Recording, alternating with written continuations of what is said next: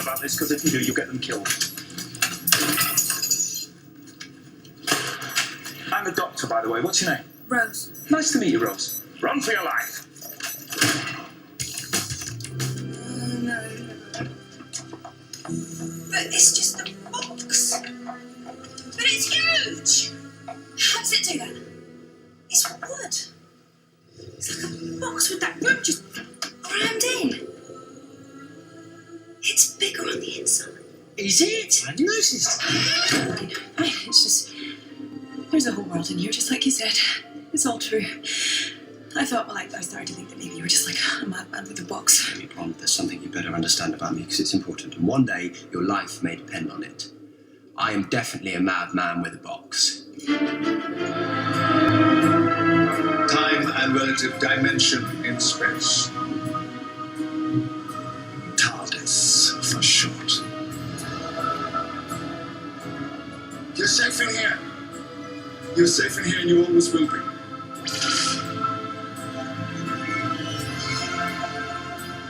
You could hold off until we get the answers to the bigger questions. Which are? What was it? Why is it here? Where is it going next? And most importantly, how do we stop it? Because whatever it is, I don't think it's done. Come on, Ryan. Come on, Yaz. I'm calling you Yaz, because we're friends now.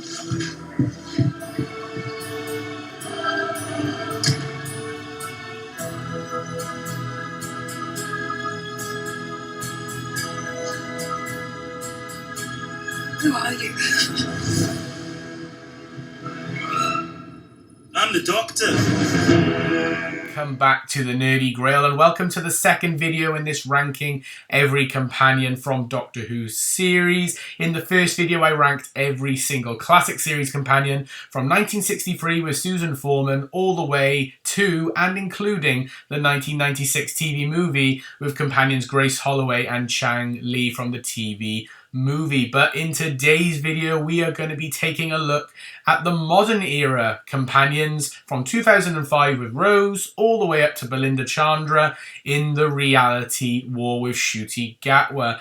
Now, just a couple of rules before we start. Firstly, this list is just my personal opinion, so if I rank a companion higher or lower than you normally would, that's perfectly fine, and I'd love to hear it in the comments below, but let's make sure we keep it respectful because this is just my personal opinion based on my enjoyment of said companion. The next thing is obviously not every companion is going to be included on this list. What I mean by that is there's some companions who are more just reoccurring companions who aren't actually official companions. I've had a little look at like official companion sites in order to see who I'm going to include in this list. There's some unusual picks, there's some obvious picks, but one set of characters that aren't going to be on this list, but I will talk about them when we get round to it, is the Paternoster gang, so Vastra, Jenny and Strax. But you'll see who I've included when we get onto the list.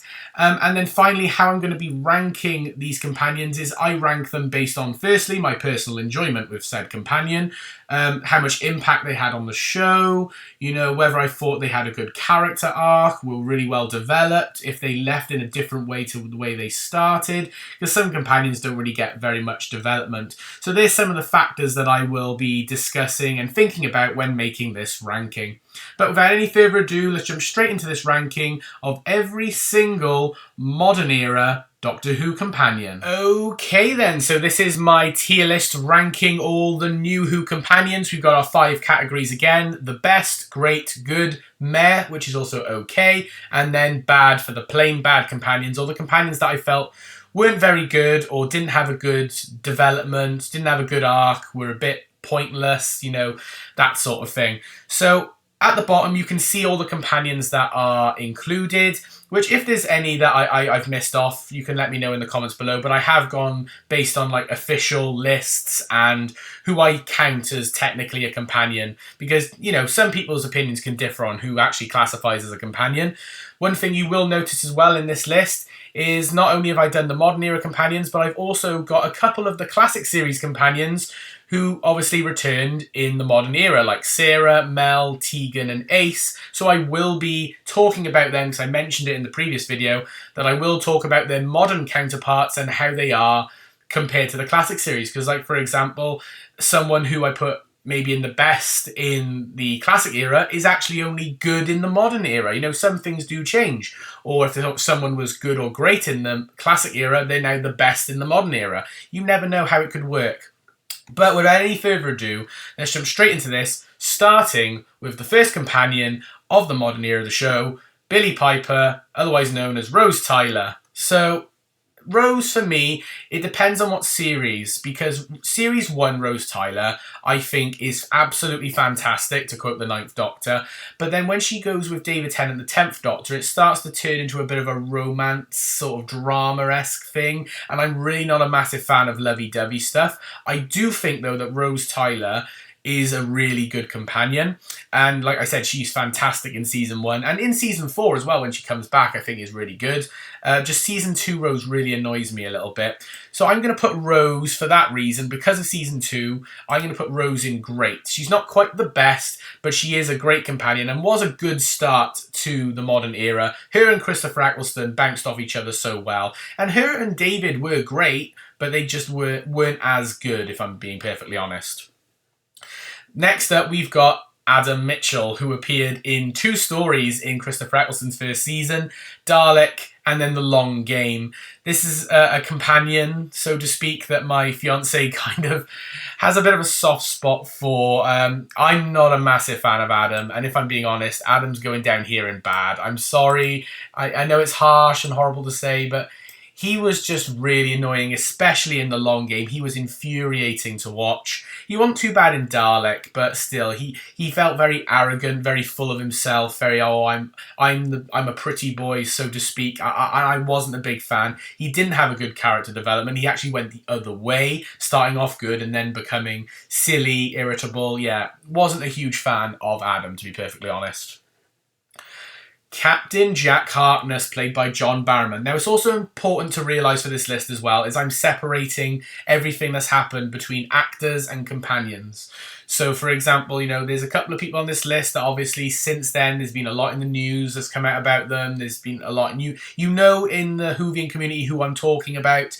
It's the next couple on this list. So, but I'm putting them based on their character in the show, not as them as actors and what they've done outside of Doctor Who. This is entirely based on what I think of the characters, say, of Captain Jack Harkness, Martha Jones, Mickey Smith, whatever, in the show. I'm making that abundantly clear now. So in that case, you know, Captain Jack Harkness for me is one of the best. I adore Captain Jack. I think in Season 1 of Christopher Eccleston and Billie Piper and stuff, Captain Jack was brilliant as a temporary companion for like 5 stories. He appeared in The Empty Child and then stayed to the end of the series. He then returned in Series 3 for the 3-part Master story. You know, he'd come back in Series 4. You've got Torchwood. He's just really, really good. And getting to see the shift between Jack in say, Doctor Who and Torchwood, where he takes a lot more of a darker, more adult route, because, you know, they can sort of do that with the 15 ratings and stuff that they were given in that show, I think is really, really good. Jack getting to play with his immortality, you know, I think is really, really interesting. Bit of a shame he didn't really do that too much in the Jodie Whittaker stories that he appeared in. So Jack does get a little bit worse as time goes on in that regard. But overall, he's thoroughly entertaining. He's thoroughly charming. He's funny. I love him. He's an action hero. He's fantastic. You know, I'm let's not deny, everyone loves Captain Jack, really. Mickey Smith. I think Mickey Smith is good. I think Mickey Smith is good because he does go through a bit of an arc. You know, he starts off as just Rose Tyler's almost wimpy boyfriend who's scared of everything, would run at the first sign of trouble, you know, and just wouldn't defend anybody. But then as the series goes on, even through Series 1, you can notice him start to change. Like, he helps out the Doctor in the Slitheen story, doing some research, you know. In Season 2, he even joins the TARDIS crew. He teams up with K9. He decides to take on the Cybermen and stay in the parallel world to help defend it and defeat the Cybermen. He goes through a proper arc. He marries Martha Jones by the end. You know, he really does go through an arc, and I quite like Mickey. I wouldn't say he's anything great or the best, but he's good because he does go through that change and that arc, and I quite like him. I think he was pretty good, you know. So yeah, I think Mickey Smith, you know, is a very underrated companion, if I'm honest. Martha Jones. Now, This one is more of a personal one for me, but I adore Martha Jones. This one is definitely a personal one for me. I know people wouldn't put her this highly. They'd probably say great or good. But for me, Martha Jones was amazing because of what she did to the Doctor in terms of how she never put up with his lovey-dovey or you know, the Doctor tried to treat Martha in series 3, you know, as, you know, second fiddle to Rose, constantly like comparing her to Rose, almost being a bit rude, especially like the Shakespeare Code. If you know the scene I'm talking about with Martha and the Doctor lying in bed together and having a conversation about what to do, you know what I mean. But Martha never put up with his rubbish, you know, she stood her ground. She managed to take on the Master at the end and save the whole world, rescuing the Doctor. She really went through the ropes in her series, and she's very strong-willed, a very strong character. I love Martha. I think she's brilliant, and I would love to see Martha come back. And please, can we make Martha come back, even if it's just for an episode, because she is great, and her pairing up with Captain Jack, I think, is fantastic as well. Like I said, the 3-part finale with the Doctor, Jack and Martha, I think is great. Absolutely love it.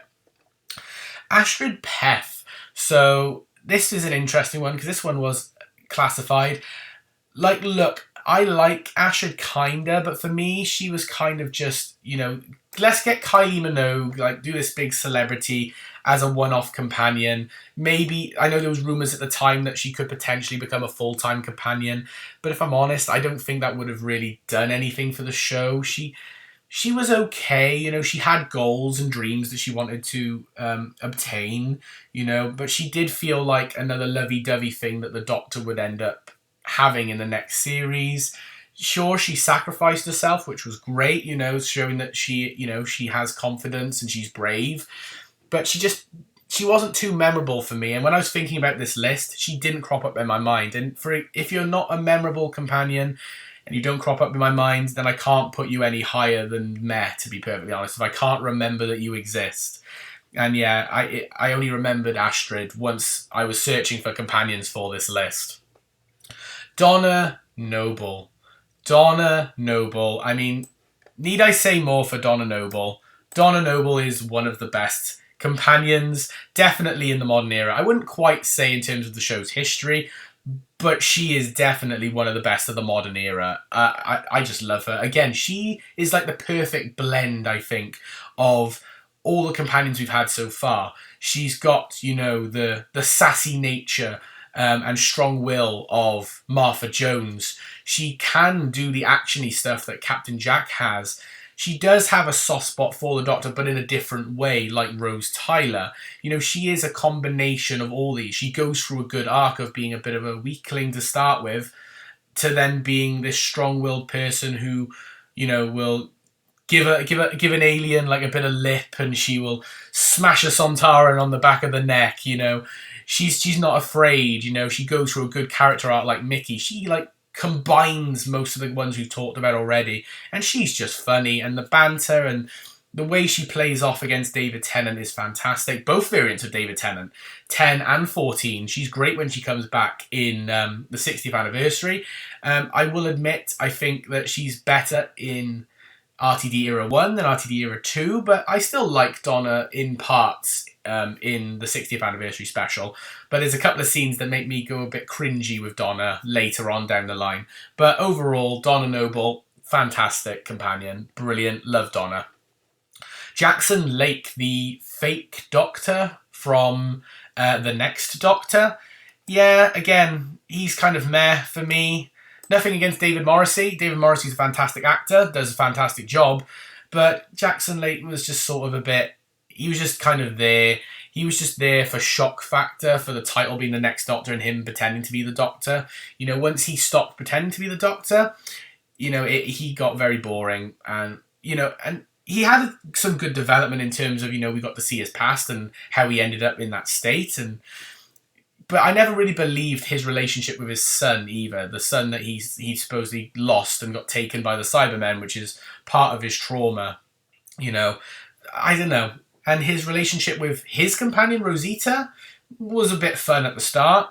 He has a decent relationship with the Doctor himself, but yeah, I'm not overly keen on Jackson Lake. I'm sorry. The Lady Christina D'Souza from Planet of the Dead.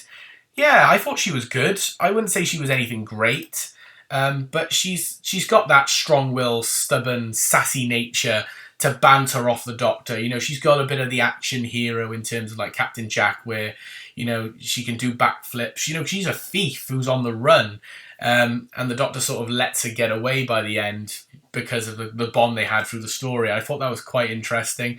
She's a fun character. I know there's some Big Finish audios. I haven't actually listened to those, but I think she would be great to come back in the show. Do I think she will? Probably not. I think at the best, Big Finish.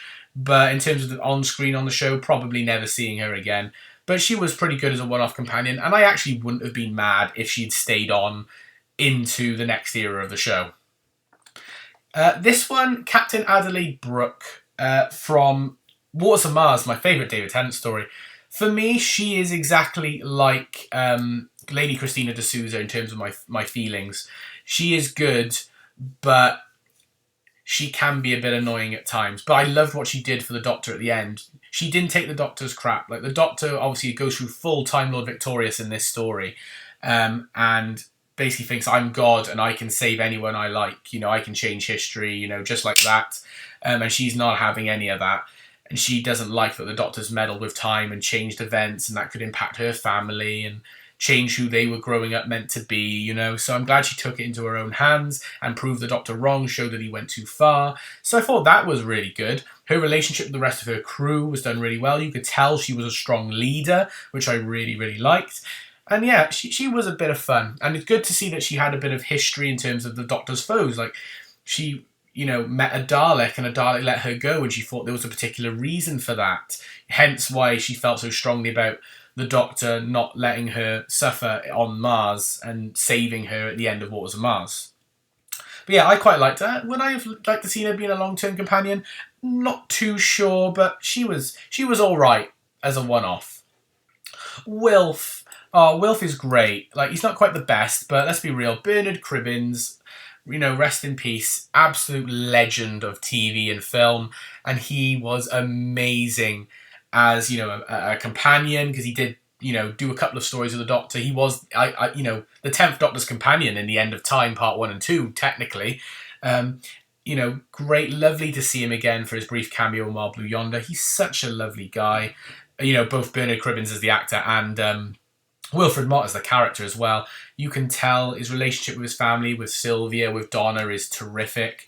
You know, he cares about all the new family he gains along the way, like Rose Noble. You know, it's great to see Wilf, and he's very strong-willed. He's determined to save people no matter what the cost. He sacrifices himself for the Doctor, who then has to sacrifice himself to save Wilf. You know, it's great, and he's lovely. He's got such a kind heart, and he's such a funny character. Love Wilfred Mott. You know, if he could come back, I would love to see him come back, but obviously there's reasons why he can't now. But I think Wilfred Mott is a fantastic companion. Amy Pond. For me, Amy Pond is great. I wouldn't quite say she's the best. My opinions on Amy Pond has changed a lot, because I feel like Amy goes through the opposite arc to Rory. The one thing that I will say is constant for Amy and is great is by the end, obviously, she does decide to choose Rory, her husband, over the Doctor, which is how it should be. And I'm glad that her love for Rory sticks out through the whole series. But she was really annoying to start with, but also at the same time, I quite liked it. You know, she was very flirtatious with the new Doctor. Also stubborn and strong-willed, you know, doesn't take his rubbish, doesn't always listen to him, thinks she knows better. Sometimes, you know, reminds the Doctor that, you know, he goes too far at times, especially in A Town Called Mercy, where she reminds him, like, this is what happens when you travel alone for too long. You need someone like me to help set you on the right path and keep you on the straight and narrow. But she does, yeah, get a bit annoying towards the end, and especially in Series 6, she is, like, really, really annoying. Like, Season 5 Amy Pond is brilliant, and Season 7 Amy Pond is good for the fact that she decides to stick with Rory over the Doctor, but in the middle, she's a bit all over the place. And I'm not a massive fan of this Girl Who Waited prophecy, if I'm being perfectly honest. The fairy tale stuff is nice, but it got a bit annoying after a while.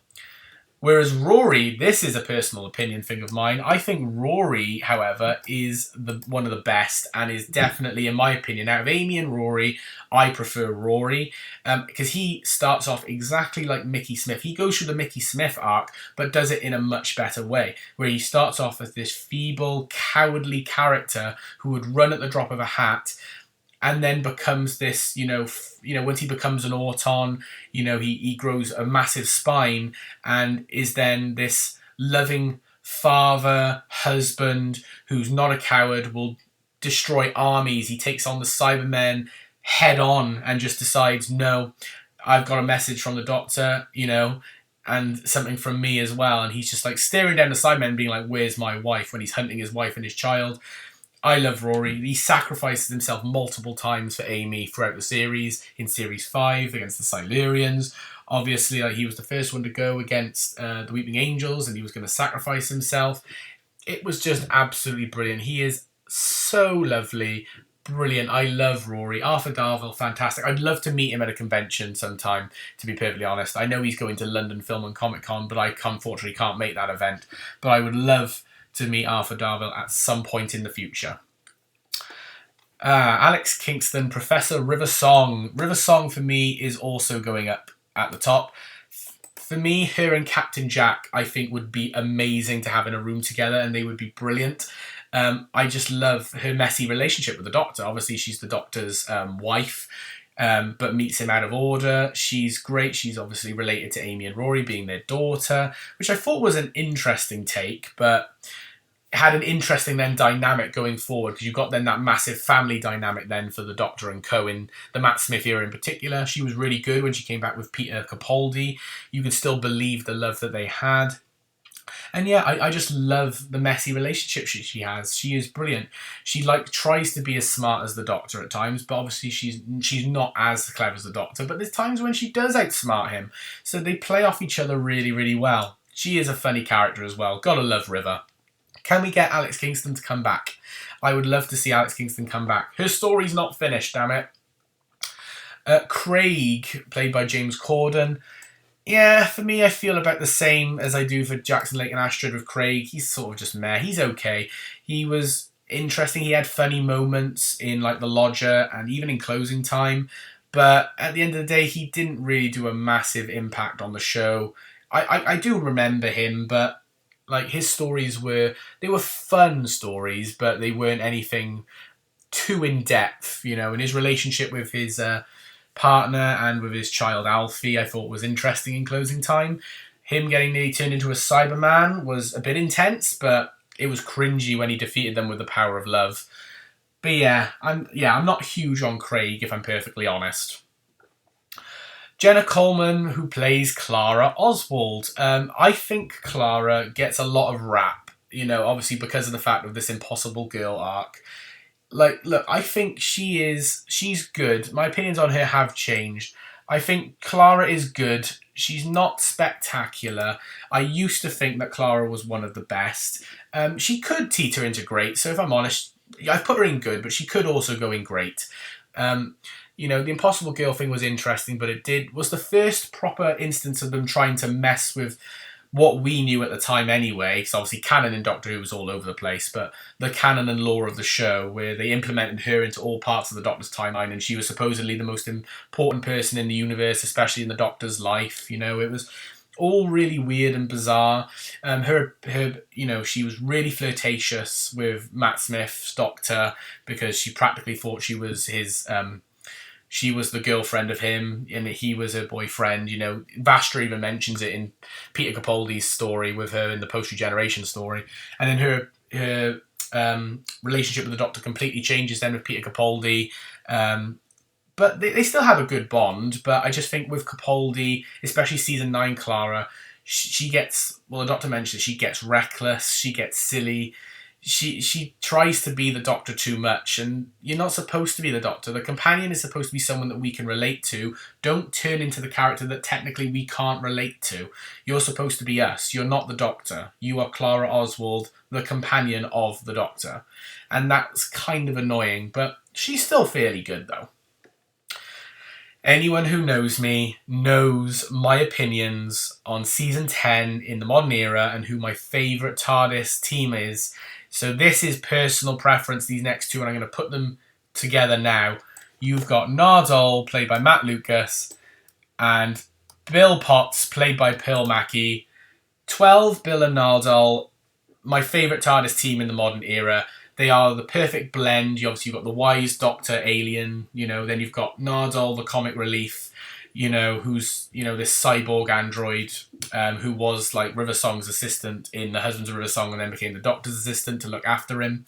And then you got Bill, then our human character that we can relate to, who asks all the questions that a Doctor Who fan would probably ask. And someone who's, just lost for words. She just stumbles through these stories, but she is lovely. She's amazing. She's strong-willed. She will defend herself. She'll defend her opinions. She'll defend those that she loves. It is amazing. She has such a tragic end, being killed and turned into a Cyberman. She does get a little bit of a happy ending with the girl that she sort of fancied, Heather, at the start of the series. She becomes this puddle monster who can travel the stars. She has the option to become human again, so she does get a nice happy ending. But I think, Bill is fantastic, and Bill is quintessentially us, and she is properly a Doctor Who fan, in a companion, and I love her, and I just love all the questions that she asks. She baffles the Doctor. She calls the TARDIS like a kitchen, and it's like, what? The Doctor's even like, hello, what's going on here? I just love Bill. I'm sorry, I love Bill. And Nardole, like I said, Matt Lucas does a fantastic job at playing the serious but comic relief character that Nardole is. Moving then into the Jodie Whittaker era, we've got Graham, Ryan and Yaz.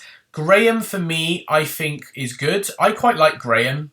Bradley Walsh does a pretty decent job as Graham, and he's got a good character arc of trying to be, get into Ryan's life after the passing of Grace.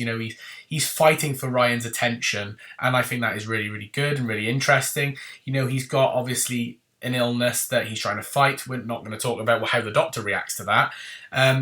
But he does grow as well because he wants revenge on the villain who killed his wife in the first episode, but grows and decides not to do that and does get, the relationship with Ryan. So he gets, he has a good arc and a good journey and a good start and stopping point. And I think that's really good.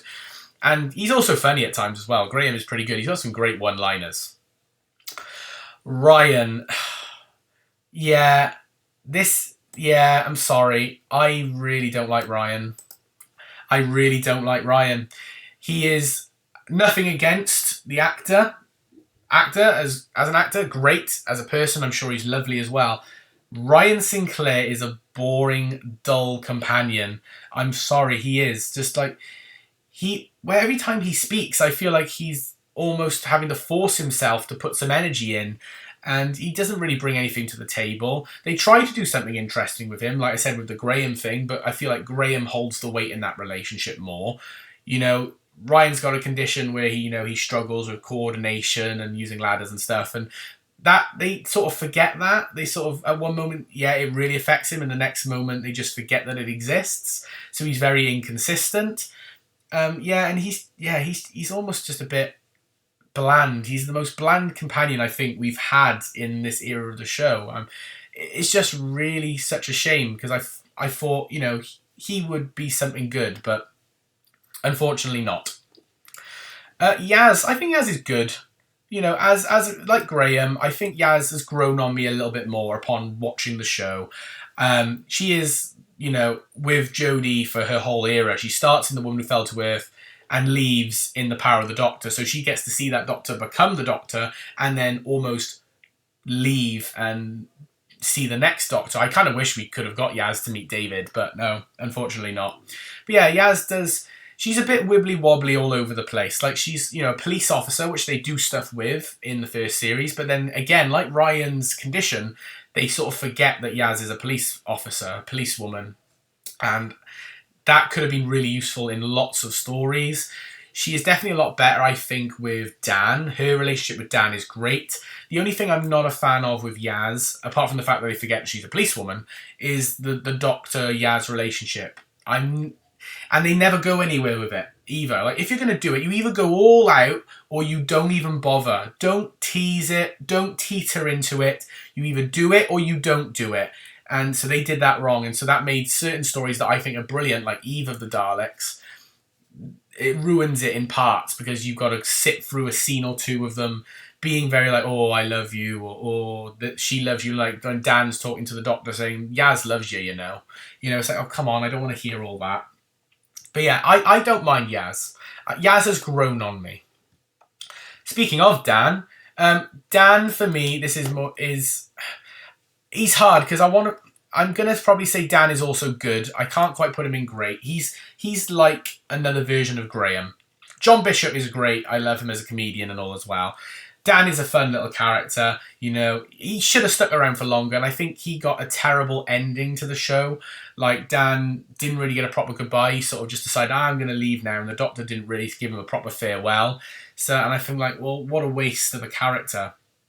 But he was fun. His relationship with Carvanista was great as well. And his relationship with Yaz, brilliant. I liked him as a bit of a middle ground.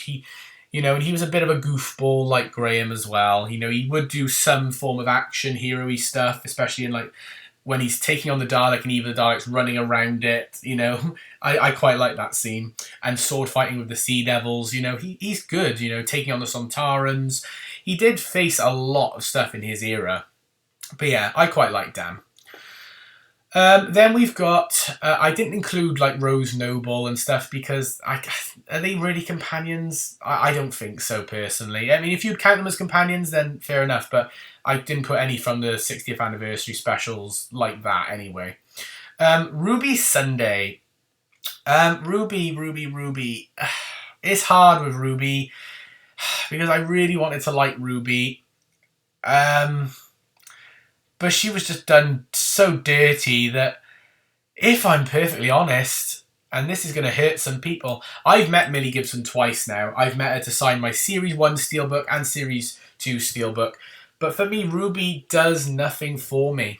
She is a diet version of what Rose Tyler is. She doesn't really get a lot of character development. She gets some good stories here and there. Like, I love her in, you know, like she's great in 73 Yards. You know, she's really good in stories like Boom, when she's got to try and help the Doctor out. You know, she has good moments. Lucky Day, I thought she was pretty good as well. But then she gets shafted in other stories as well. I think her whole mystery around her mother was stupid, pointless. It meant her arc meant nothing. It meant that she's got these powers that are just random and weird, just for the sake of it. I don't understand. And her relationship with Ncuti's Doctor starts off great, and then because of everything that happened behind the scenes, she then got her last scene with her Doctor is more or less they end on kind of bad terms, and it just leaves a real sour taste in your mouth. And yeah, so I'm not a huge fan of that because it means she doesn't have a proper arc. She's not fully developed. There's lots of questions. So I can't put her any higher than meh, if I'm honest. And I know some people would really disagree with that. That's fine, and you can, but obviously be respectful. But yeah, but I would like to hear why you love Ruby if you do. And, you know, it's fine if you love Ruby. I'm not going to complain. But she just doesn't connect well for me. Belinda Chandra. Belinda really, really annoys me because I adored Belinda in her first 3 stories. You know, in Robot Revolution, Lux and Well, I thought she was terrific. I'm actually going to put Belinda down here now, and this is something I never thought I would do.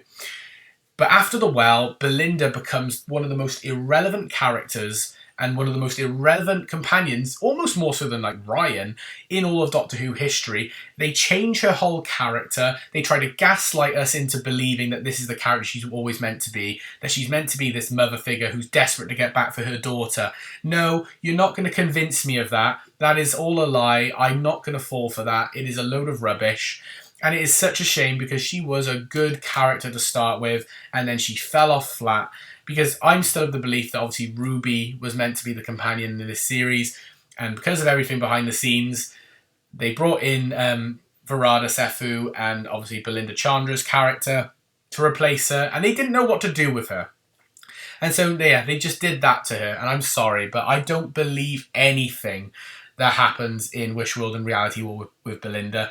You cannot convince me that she was meant to do all those things. It's a lie. I'm sorry, it's a lie. Kate Lethbridge Stewart, the Brigadier of Modern Era. Now, the Brigadier I put in the best. Kate is great. She is definitely great. I can't quite say she's the best because unlike the Brigadier, who every single time the Brigadier appears, he has a massive impact on the story and does a lot. Unfortunately with Kate, that's not always the case. Hopefully, when we get the War Between the Land and the Sea, Kate will obviously go up in my estimations.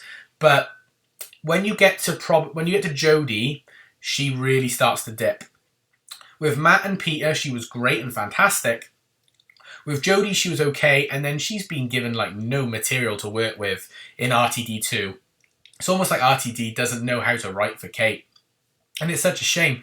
She had promised, though, in Lucky Day, where she took on Conrad and had a dark moment. I thought we were going to get something there. So hopefully that might continue into War Between the Land and the Sea. But yeah, for me, Kate is brilliant. Love the little nods that she always has with her dad, you know.